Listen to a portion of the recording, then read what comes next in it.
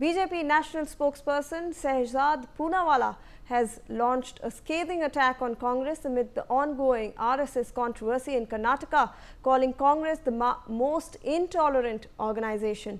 Poonawalla has accused them of supporting groups like the SDPI and the PFI and defending terrorists identified by the NIA.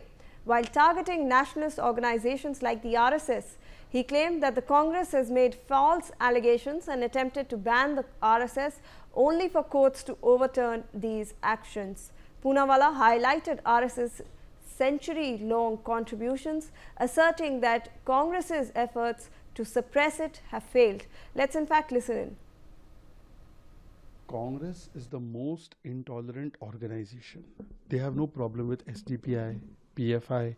They withdraw their cases. They bat for terrorists who have been already identified by NIA.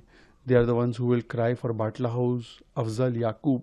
But when it comes to nationalistic organizations who have been working for last 100 years, who have been doing Samaj Nirman, Rashtra Nirman, they are taking all kinds of actions against them, and they have been doing this for last 100 years. But they have not succeeded. They made false allegations. They tried to ban RSS.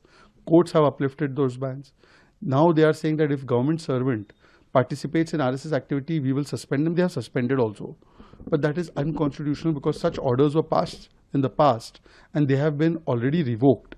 And in fact, the Madhya Pradesh High Right. Joining me on the broadcast is my colleague Ritesh Mishra. Ritesh, हम देख रहे हैं कि BJP spokesperson भी कांग्रेस पे अभी एक स्केदिंग attack उन्होंने किया आरएसएस के मामले में.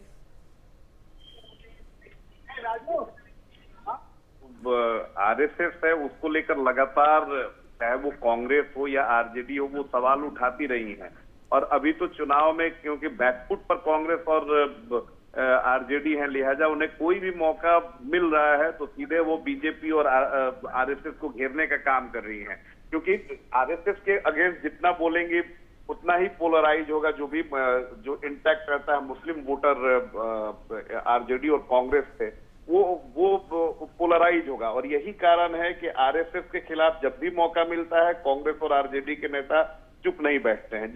जी बिल्कुल. धन्यवाद आपका रितेश हमें जानकारी देने के लिए.